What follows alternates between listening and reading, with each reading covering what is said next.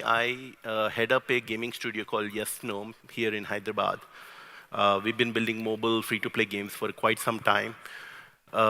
We are exploring Fortnite, Unreal, Unreal for Fortnite engine, and how to do user-generated content. So we have an excellent panel for you guys today from some of the top investors in India, and it would be great if you guys can introduce yourselves.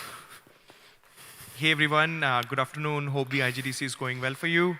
I'm Saikat. I'm the Senior Vice President of Mergers and Acquisitions and Investments for Nazara Technologies. We are India's only publicly traded gaming and esports company with about $1 billion of overall market cap. Our content spans across esports, ad tech, games. So please do go and enjoy some of our content that we have put such a hard work into. Thank you. Good to be here. Hi everyone, good afternoon. This is Mustafa Gauss. I'm the general partner at Center Court Capital. We're a fairly young and newly launched sports and gaming focused venture fund. Just starting off our journey in the space, learning as much as we can. IGDC is always a great place to be, and excited to be talking to you guys today. Hi everyone, good afternoon. I'm Mayank Khanduja. I'm a partner at Elevation Capital. We are a venture fund investing in India for about 25 odd years now. I invest across stages, sectors, but gaming is a big focus area for us. Invested in companies like Play Simple Games, Probo, Turnip, and actually one of our studios, which is based out of Hyderabad, is building games on Fortnite. So I'm excited to be here. Cool. Then Mayank, I'm going to start with you. Yeah, I just called for that. Yeah. So we all know the numbers, right? But we would love to hear from you in terms of why people should be thinking about user-generated content, what makes it in terms of scale, what's the real opportunity, and where do you think it's going in terms of size and... Yeah, I think there have been two phases of growth in this space that have excited us. One, obviously, first came the user growth, and there are varied numbers floating around, but safe to say that there are about 500 to 600 million monthly active users on all UGC platforms combined. Fortnite itself is probably 150 million plus odd out of that. That was one phase of growth, and like all things in gaming, everyone asks, these are the users, but where is the revenue? What has started to happen over the last 2 years is that now these revenue numbers are also very real. Revenue for developers as payouts given by these platforms. That number is topping close to $1 billion, 1.5 billion sort of odd yearly payouts to developers. So to me, that shows that this is a very, very real business opportunity with players who are coming in to play. And as a developer, you can make money off these platforms. That to us is, as an investor, it's a blue ocean and a very interesting opportunity. Cool. And I'll go to Saket because you're also a gaming company, right? How important is the ability to launch your games fast, right? On something like Unreal for Fortnite, the engine lets you do instantly. So what are the numbers you're seeing around that space?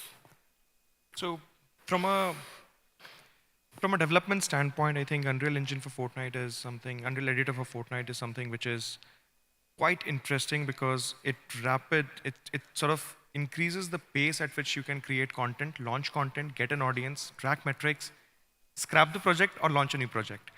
So from that perspective, it's a very interesting, unique combination. On a mobile today, we see that launch cycle, even on a very tight run, controlled process of a hyper-casual or a hybrid casual game development, that still is a 3-month process. With UEFN, you can actually launch experiences and content within 14 days, I've heard stories. Within 14 days, you have launched fully developed map. So definitely that's something which is quite interesting. From a launch perspective, of course, there are 137,000 maps already sort of launched. I'm pretty sure by the time we speak, we close the discussion, there will be 500 or 1,000 more maps that would have been launched. But that's something which shows the power of launching new, varied content and engaging the audience in a very unique, different formats on the Fortnite platform. But if I would like to follow up on that, the social aspect of what Unreal already brings to the table, does that also make the whole experience special in terms of, for a developer? Does it make the life easy? If so, what is the tangible value of something like that? So I'll take a step back. Yesterday, we had a conversation, a very good conversation about looking at games as a platform and not just games as content. Uh, when you look at this particular philosophy, social becomes an inherent element to it. Now, looking at games as a platform also necessitates multiple other pillars, including user-generated content, varied type of content, different formats, different distribution channels, monetization models, and whatnot. Merch, IAPs, ads, etc., etc. Uh, Coming to your question specifically, I think if you look at the core way in which sort of users engage on the platform, that is fundamentally different, and that's why it's something which is very, very exciting. Cool, cool. Now I'm going to go to Mustafa. One of the things we are seeing is more and more developers. There is some resistance towards just being on only Google or Apple, and that's the reason we are seeing what Roblox is doing, what Unreal is doing. You know, where do you think this trend is going? What has been like interacting with these developers? What are you hearing in the market? No, I think, I mean, the fact that, as both Mayank and Saikat mentioned, the fact that it's cheaper, quicker, easy to learn and correct yourself and grow and build and keep building is, basically the need of the hour and what all developers are looking for. Right? If you're going to go back to, taking months and years to develop games, I don't think the market is open to that at this stage. So I think that the opportunity and the platform that it provides allows us all to also track developers and how they're progressing in a much better and quicker manner. You get more information and data back as you're progressing. So I think all those factors make it very exciting for everyone to be building on the space. And we're seeing this actually even, bit extend past just the gaming segments, right? And the fact that it's being used in sport as well is something that we've been noticing more and more as we start evaluating opportunities. Awesome. Mayank, you guys, when you're investing, you're thinking long term, right? You're thinking exits in 7 years, 10 years, but the reality is Unreal Fortnite is a game, right? And it has limited shelf life, right? So how do you look at it when a developer invests on building something on top of it? We're also looking at the shelf life of the platform itself, unlike Google and Apple and others, which are probably going to be there forever. So how do you reconcile with something like that? Correct. I think, see, when we think about shelf life in the context of a game, like Saikat said, when they're just game, when they're content, there is a very real possibility that that shelf life will be at best an order of magnitude of maybe 2-3 years. And then there is a natural decline, it loses its fat. The beauty of a platform is that you're not bound by the content that you are creating. There are other people creating content on the platform, which makes the platform look completely new. Every few months, a new game comes along on the platform. And for the incremental new users who are coming into it, it's not the same experience. It's a completely new experience. Somebody's rethought it completely. So that actually helps keep the shelf life, if there is a concept of shelf life in these, much longer. The second aspect is when we look at some of these areas is who's the user who's playing on these. Some of, like my son, he's 11, he's playing some of this stuff. He has another 30 years of gameplay left in him. If he's gotten tied to a platform at the age of 11, he's probably going to play the same thing for a few more years to go. So they are able to attract users at a much earlier stage in their life. Thus, the user and the likelihood of that user churning away very soon is lower.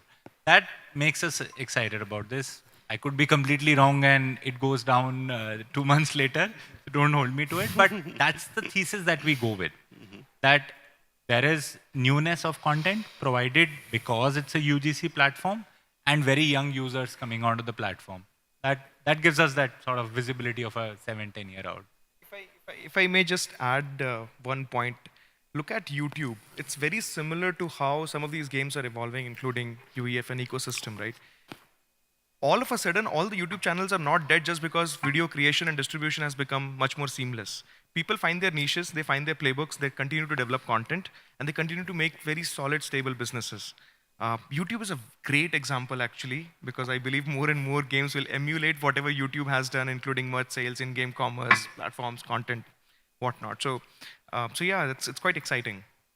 Cool. Oh, well, I mean, we've heard, all of us have heard the same numbers, right? Over 100 million DAO and, monthly active users, over 500 million payouts and all that. What makes Unreal's approach to, developer relations and what they've been doing better? I don't know necessarily if is it better than what, some of their competitors are doing, right? I mean, Saket, this is for you. So most of the creators today, when you see on almost all UGC platforms, and this is not specific to one UGC platform, they've actually grown with the platform. So they are typically very young founders and very young developers who have all of a sudden struck gold in an ecosystem that's growing. But the larger point being, because they have grown with the ecosystem, they understand what audience are seeking, potentially could seek, what are those inflection points as an intuition purely. Because there's not enough baseline and historical sort of projections and inflection points for any company to sort of come in and start building these experiences. I think what some of and how the UEFN platform is evolving, I think it's evolving in a unique way. I'll just give you some of the ancillary data points on why UEFN is probably going to be a very interesting space to watch out for. Is if you look at the PC console space, almost always you would find Fortnite on the top of the charts. Now, given that on the console, Roblox launched only last November of 23, even then they have reached 5th ranking. So cross-platform definitely is one key takeaway here. But coming back to the point, Fortnite is number one. And Fortnite is not present on mobile today globally. They've launched something they're trying to do, and it's getting launched. It's already out in the public news. And I believe that's when you would see a huge number of users getting access to these experiences on the UEFN universe. And that's when I think you would see a much larger and bigger potential there. Also feel that at least when we interact with the younger early stage developers and founders, the fact that large element of distribution and the business side of the studio or the game that they're looking to build is kind of being taken care of, and their focus is still on building, which is where their core passion and strengths lie, is also a huge factor in all of them kind of building on this platform and looking to further get more and more, I guess, experienced and specialized in this space. Yeah, I mean, the sheer number of tools and which are available makes it incredibly easy for developers to get in. You don't necessarily have to have a lot of engineers, lot of artists to help you out, because you can just there's so many off-the-shelf things you can do. But Sorry, go ahead. just one point on the tools. In my opinion, just having tools is not going to be sufficient, because if you think about when Apple came out with its development platform, they did this, and I think all the other UGC platforms are doing this very, very well, is this community that is out there to help other developers. If you just have these tools, but no one to actually help you figure out how to maximize the value from these tools, they're completely worthless. You can keep launching new features, you can keep coming up with new mechanics that a developer could introduce in their games. But if there is no community helping the developers understand how to implement, how to think about in your gameplay style, this is the mechanic that's going to work better, like a vanishing mechanic is going to work better or not, or just morphing mechanic is going to work better or not, and this is how you implement it into your game. I think that tool is useless. What the UGC platforms and UEFN especially are doing very well is having that sense of community, having people available for developers to speak to figure out how to best utilize the platforms. That's great. One of the things I keep wondering, I mean, again, going back to ease of use and how incredibly easy for you to, put the content out there. But don't you think these UGCs are also heading to the same discoverability problem we have on other platforms? Once you do get on there, how do people find you, right? What are your thoughts about it? And then again, the other problem is low quality content, right? The ease makes it, simple to put out crap. But so what are your thoughts on this? I mean, any of you can take it. So again, coming back to the YouTube analogy, that's the best analogy and my anchor point that I'll always refer back to. It's easy to build content on some of these platforms. You will just not find audience. If the content is not great, you will just not find audience. So the market forces will sort of act in order to keep the content treadmill in line and what developers could expect essentially. So that's definitely one aspect to it. The second aspect is all of these platforms are just growing. I don't necessarily see them as a... So these are unique experiences built by developers for their community, which is what Mayank was referring to. Now, if you are building a content for your community, the engagement, retention, monetization, that entire building aspect, I'm tying the business metrics, but the community building aspects essentially would lead to all of those parameters that you're eventually seeking towards. So yeah, it's and not only just creating platforms or games on these, there are other areas. So it is not necessarily solving the discoverability problem. It is actually taking it one notch further. And how do you engage your users in a much better manner instead of just solving the discovery problem? Because discovery problem we can find ways to solve. Cool. I think over time, if you think about the incentives for the platform and the developer, they're completely aligned. They've launched all this capability to increase time spent on the platform and dollars spent on the platform. So everybody's aligned in getting the best games, the most visibility on the platform. And everybody is doing different things. So, for example, there's the quality of the thumbnail that you have on Fortnite and the click-throughs that you're getting after that and the time spent drives the algorithm. Now, somebody's back calculated and figured out that this is the algorithm, now everybody knows, which is fine. But if you think from a player point of view, that is right. You want to be excited by looking at the thumbnail, and then you also don't want to feel cheated. You want to feel, okay, the thumbnail was interesting and the game is also interesting. And that game is getting pushed up as per the algorithm, which is fabulous. If you look at some of the newer platforms like Discord, they just show the top 20 games. They don't show anything else. So you better well do your job to get into the top 20. So the algorithm is aligned. Both parties are aligned. Yeah, they can be a little bit vague in telling you how the algorithm is working, but smart people figure it out. They figure out how is it working out, and then you build according to that. Yeah, well, I mean, it goes back to, again, while your job has become easy to build content, the rest of the marketing engine still needs to be in place to get the maximum value. It's not the Play Store world where there is a LTV to CAC engine that you can run. You have an app login, and you have some of this new Chinese ad networks coming in where you can just keep testing. It's not that. It's not that obvious. The playbook is not developed. But to me, that's also the opportunity. If the playbook is not developed, if you crack it out of the park, you can become really big. We have studios in India which are building on UGC and doing $25–30 million of net profit a year. It can be done. It is done by already people in India.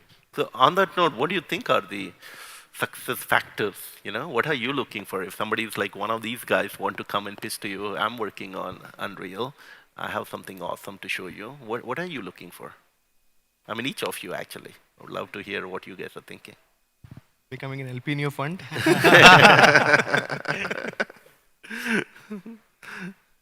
No, but so essentially, it's about the playbook, right? It's not about one shot wonder. I created one game, it's a hit. If I fundamentally understood what users are seeking, if I can repeat that, that's exactly what I'm looking for. As a Nazara, as an ecosystem, what Nazara's ecosystem is positioned to do is, take care of all the discoverability, marketing aspects and other things sort of out of the picture for them and help them in that regard. But essentially, fundamentally, any investor would look for a solid playbook that could be repeated over multiple times, because that's where the value comes in. Probably one piece of content may last potentially less, right? Even from an app store ecosystem, it could last even less number of months or years. But it's the playbook that eventually would create the real value. Yeah, I think if as investors, it's not about just one game. It's what the entire playbook or pathway that they have in mind, and how what game 2, game 3 looks like, and do they have an idea how specialized they want to get, how they're going to learn from it. I think those are the key factors. And yes, the platform helps in other aspects, but I think the core process of decision making from an investor lens stays the same. I have a little bit of a counter view here. I think for me, the first aspect is there a strong founder market fit here or not? Is that founder somebody who plays on these platforms and who's so deep in these platforms that they understand what really works? Because unless you are so deep into it, you will not be able to build an experience that is going to be appealing to other players out there. Now, it's customer obsession. It's just playing all the new games that are out there and just building them. To me, even if your first 2-3 games are middling outcomes, but if you're sharing an insight about the user, because you yourself are a user, I'm interested. I'm excited to talk to you even at that stage, because I think just putting that bar on, I'm talking about like a seed stage company, putting that bar of have you figured out the playbook? I think that's a little early. When we are doing a growth investment, yes, for sure. You have to have that repeatability. You have to have maybe shown this across 5-6 games. You are a studio and not an indie developer. All those questions are very valid for growth. But for a seed stage, it's founder market fit. It's an excitement about the space and an insight about that user that developer brings to me that will get me excited. Cool. I mean, I would take Mayank very, very seriously. He's the guy behind the biggest exit in India in video gaming. So yeah, that's play simple. So if he's looking for high quality founders, I would believe that. So one of the things we are seeing is switching from Fortnite for a second. Do you think we are going to see more developers looking at what Fortnite did, what Roblox did, and say, hey, we want to be a platform too. So if so, what are the trends you are seeing in that space? Any of you? A lot of trends, man. You should not view UGC only from Fortnite and Roblox standpoint. Modding has been a culture in gaming since last 50 years. People used to understand the code base of a game, get into the physics engines and things like that, which is custom built, by the way, not Unity and Unreal, which is today. And they used to make games. Counter-Strike is a product of that. So modding has been essentially there, which is what UGC is what we are calling today. There are a bunch of different platforms now where modding is now made accessible from a distribution standpoint, monetization standpoint. There are these platforms like Roblox and Fortnite, which also gives you tools so that you can further seamlessly integrate experiences and also tap into the larger audience base and ecosystem established within these communities.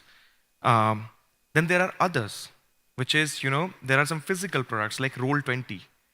you can actually build digital games using Roll20's dice. So just think about these, and I would encourage you to attend tomorrow's session. I do cover some of these, and this is a plug for me from my end.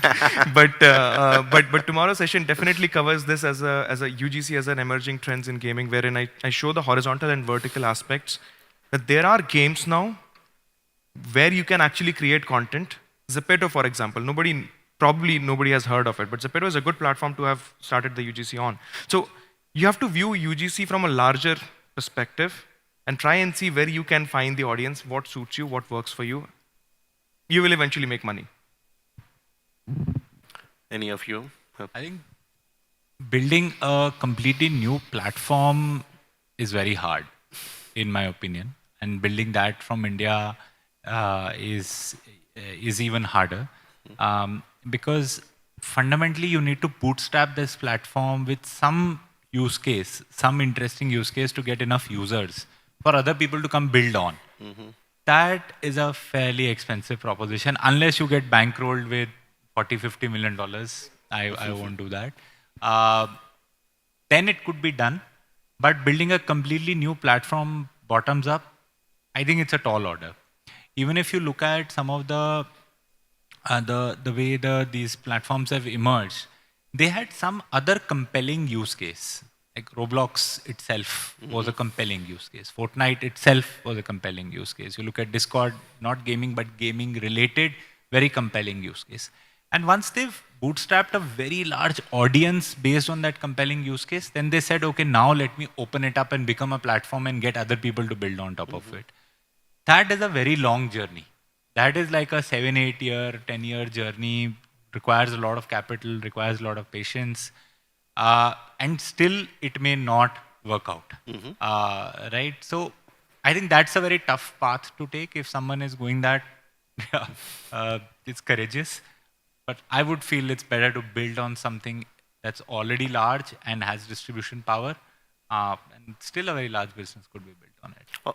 Or basically, whatever you build, make sure it has the required DAO and engagement before you think of turning it into a platform. Absolutely. Right? Yeah, I think, I mean, like you said, the user base and is critical, right? I think that's where they have a head start. It's already done all the legwork, and it's opened up for others to build on top of that. So, do you really want to reinvent the wheel? In this case, it's may not be required. True, makes sense. Getting into specifics of investment itself, right? Some of these guys who are thinking of raising funds and they have something working. How does, from an investment point of view, that economics works? What valuations wise? What exactly they can expect? What can they expect? With any of you guys, I have something working, and it's making a little bit of money, and I think it has a lot of potential, and I want to show it to you. But what can I expect? How does that work? I mean, if I have never raised money before, what's the process there? For us, not very different from any other gaming investment that we would look at. If you're looking to raise a seed round, and if you're making money before a seed round, fabulous. Where are you? I won't talk right now. But I mean, typically seed round is anywhere between $1 million to $3 million. Typical dilution is 20-25%. If you are slightly larger, you have some revenue, you have 2-3 games, then it's a Series A round. We're talking about which could be $5 to $10 million, 15 to 20% dilution. Not fundamentally very different from any other gaming or even broader consumer tech businesses. We're not looking at it because it's a different world, a different platform. It should be evaluated very differently. For us, it's pretty much similar. Okay. And Saket, you come from the also gaming company point of view. How do you guys evaluate, a company which is, or you're also looking at similar pattern, or your interests are different? I mean, it's slightly different because where Mayank comes in, where Mustafa comes in, we come at a little later stage, so we don't take generally the early bets. Nothing against taking early bets. I mean, we are open to it, always happy, and we have backed founders historically, recently as well. So we continue to do that. But traditionally, our focus has been more on the M&A front. So we look at the playbook part of it is important. So eventually, what Mayank and Mustafa are looking at was the founder market fit. Another aspect that Mayank mentioned will boil down to some of those playbooks. So that's the proof that those experiences cumulatively add up to building something great and valuable going forward. And that's when we sort of come in, and so we focus more on those aspects there. Cool. Mustafa, do you have anything to add? No, I mean, we don't look at it any differently than any, gaming or investments that we would look at. So it is, yes, the same key criteria that you would look at, and what stage, quality of the founders, slight maybe difference if the second time founders or the team has been together extensively, but otherwise it's, pretty much in this range, 10 to 20% dilution is the stage. Cool. In terms of metrics, what is more important, revenue or engagement or those kind of numbers? I mean, both obviously, but if you have to pick one as a seed level investor. I think seed level revenue is a bonus, I would say. Retention and what type of numbers you're presenting in your testing is important.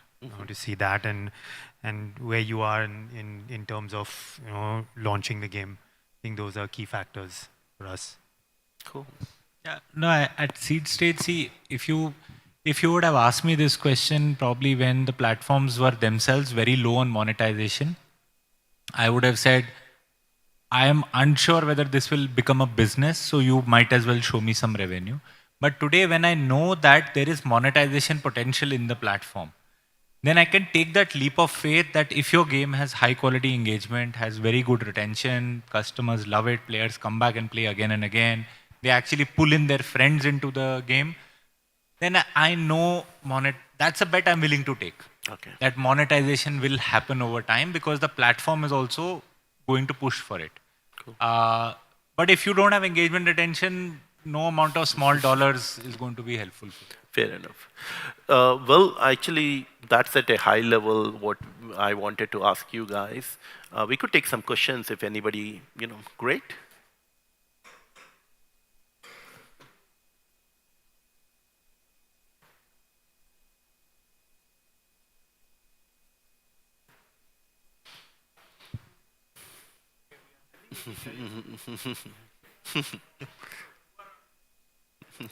You can take one of these mics.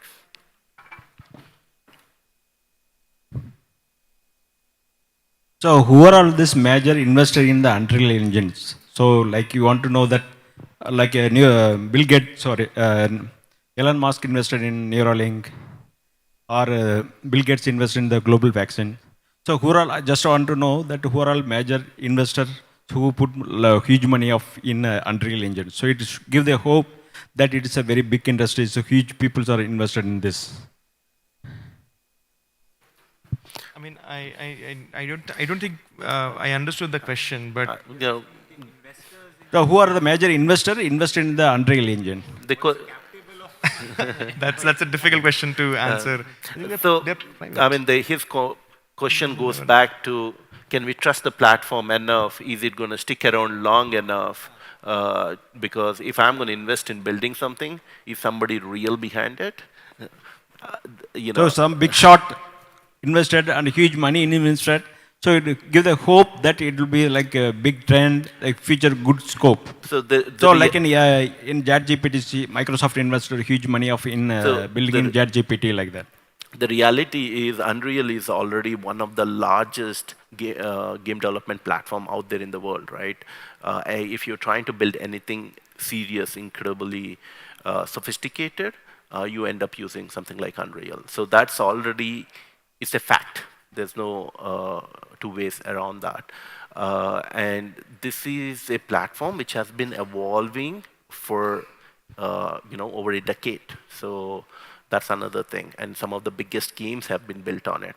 On top of that, the most popular game right now, one of the most popular game, Fortnite, on which this platform is built, the user-generated content platform, Ease again, is what it's driving it. So yeah, anything else you guys want to add? Yeah. Yeah, Yeah. exactly. It is not like a medical industry. Medical is like necessary for a human being. So just to But answer, game is not just like maybe we can play game, indoor game, or we can play outdoor game. So I'm just that point of view. So like any medical investment in the medical, then it's really spending time and effort and everything will be huge. But it's a kind of game industry. But it will be good scope. But we don't know how long and whether we can get into this industries. So that kind of. So that's the point we talked about earlier, which is basically what's the shelf life like, and the fact that the content is going to continuously keep getting refreshed. What's going to keep it fresh is the developers themselves, while the platform keeps evolving its tools and all that to adjust to what is the common reality in terms of design and visual aspect of it. So we don't think this platform is going anywhere. It's only getting bigger and bigger. So any other questions anyone else has? Please go ahead. Thanks for such an insightful session. Just wanted to know the panel's thoughts on how would GenAI probably change a developer's interactions with these platforms? Because now developing games, right from say coding to making the art, animation, etc., becomes relatively easier, which the platform's also trying to solve. So just any thoughts or insights on that? I can take Go ahead. that. I think GenAI is going to be extremely helpful in game development in general, but more so on these platforms because see, if there is a very ambiguous environment where you do not know what will really work, as these platforms today are, they are themselves developing. What you need is fast iteration. What you need is quickly test out concepts, figure out which ones are really worth doubling down on and which ones are not. So what some of these GenAI tools could actually help you do is create a concept art, create like a first time user experience, which is probably just 2 minutes of content. Launch it to a few users, figure it out whether it's worth working more on, and then you put your sort of full bandwidth behind it and create a much deeper piece of content. So the advantages of GenAI in game development will continue to be valid for these places. More so because nobody knows the playbook as of today. So you better well iterate faster and launch smaller versions and see what's working. so just to add on to that, from a framework perspective, as a developer, you are faced with optimizing between three things: cost, time, and scope. You can optimize the two, but the third will always be unoptimized for or cannot be optimized. What GenAI is giving you is a new frontier where you can actually optimize all the three together. There will still be a dilemma, but it will be at a lower frontier, which is, which is much more manageable, much more seamless, making process or development process much more accessible across any platform, not only related to UEFN.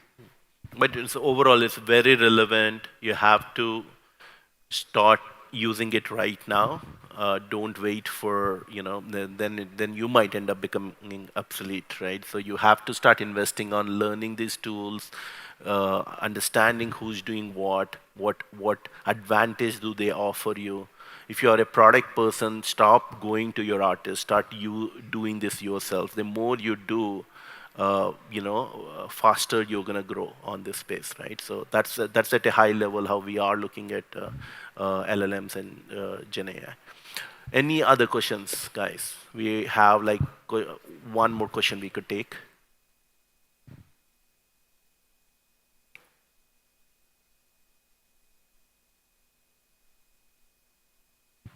Hi. So, one thing, like, what exactly you consider when you want to invest in a game, like, which is having zero revenue or anything? So, what are the main things? What exactly you consider before investing in any game that you have that we are having an idea or anything?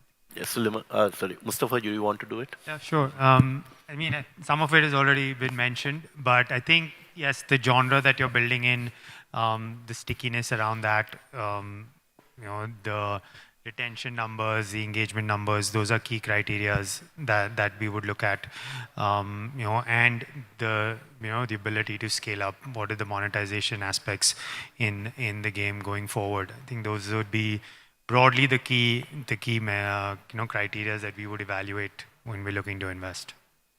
At a high level, very early stage, right? If you're right out of school and you believe what you're doing is great, then you have to somehow prove that you are the right person to build it, right? So it all goes back to your own personal credibility. Now, maybe you might not be able to go to a marquee investors like these guys and say, hey, maybe they don't know enough and they need a lot more data to make those decisions. It could be simpler, maybe walking up to another entrepreneur and convincing them initially that you are that guy, right? But it all comes down to you proving your own capability, right? You are like this amazing artist, you're this amazing programmer. Any of those, you have a portfolio to prove that you are a capable person who can deliver on whatever you're saying you can deliver. So early stage, it's all about your own personal credibility. And so you have to work on that. Having said that, none of us in the panel make inaccessible conversations. You can always access us. We'll always help you. Yeah, okay, I stand corrected on that. Cool. Well, thanks, guys. Thanks for taking time to talk to me. Thank you. Yeah, we were worried we won't have enough to talk for 40 minutes, but We can go for another 40. I'm glad we did. Thank you. Thank you, everyone.